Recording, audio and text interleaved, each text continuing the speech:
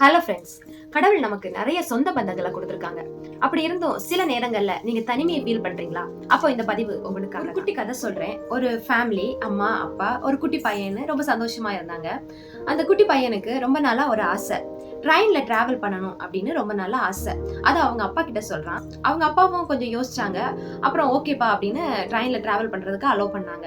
அந்த நாளும் வந்தது. அப்போ அவன் சந்தோஷமா அவன் வந்து ட்ரெயின்ல போய் உட்கார்றான். அவங்க அப்பா வந்து ஒரு லெட்டர் கொடுக்குறாங்க அவங்க அந்த பையன் கையில. அப்பா, உனக்கு எப்பயாவது என்னுடைய ஞாபகம் வந்துச்சுன்னா இல்லது ரொம்ப பயம் வந்துச்சுன்னா இந்த லெட்டரை எடுத்து நீ படிப்பா அப்படின்னு அவங்க அப்பா வந்து அந்த பையன் கையில கொடுக்குறாங்க.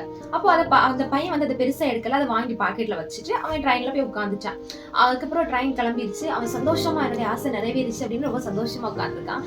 வெளியே இயற்கையை ரசிச்சுட்டு அப்படியே ட்ரெயின்ல டிராவல் பண்ணிட்டே இருக்கிறான். நெக்ஸ்ட் ஸ்டேஷன் வரும்போது புது புது மனிதர்கள் எல்லாம் வந்து உட்கார ஆரம்பிச்சாங்க. அப்போ வந்து அவனுக்குள்ளாடி கொஞ்சம் பயம் வர ஆரம்பிச்சிச்சு. புது புது லாங்குவேஜ் பேசுற மனிதர்களை பார்க்கும்போது இன்னும் கொஞ்சம் பயம் வர ஆரம்பிச்சிச்சு. அப்பதான் அவனுக்கு அவனுடைய அப்பா ஞாபகமும், அப்பா கொடுத்த அந்த லெட்டர் ஞாபகமும் வந்துச்சு. அந்த நேரத்துல அந்த லெட்டரை எடுத்து அவன் படித்து பார்க்கிறான். அந்த லெட்டர்ல எழுதியிருந்தது, அப்பா, நான் உன் கூட இந்த ட்ரெயின்ல தான் நான் டிராவல் பண்ணிட்டு இருக்கேன், நீ எதுக்கும் பயப்படாதப்பா அப்படின்னு எழுதி இருந்துச்சு. அதை பார்த்தோன்னா அவனுக்கு ரொம்ப சந்தோஷமா இருந்துச்சு. அவனுக்குள்ளாடி இருந்த அந்த பயம் எல்லாம் போயிருச்சு. பயம் எல்லாம் போய் அவன் போய் சேர வேண்டிய இடம் வரைக்கும் அவன் பயம் இல்லாம தைரியத்தோட போய் சேர்ந்தான். அதே போலதாங்க நம்ம லைஃப்லயும் நம்ம புது புது சூழ்நிலைகளை சந்திக்கிறோம், புது புது விதமான மனிதர்களை நம்ம சந்திக்கிறோம், புது புது விதமான பிரச்சனைகள் நம்மளுடைய வாழ்க்கையில வருது.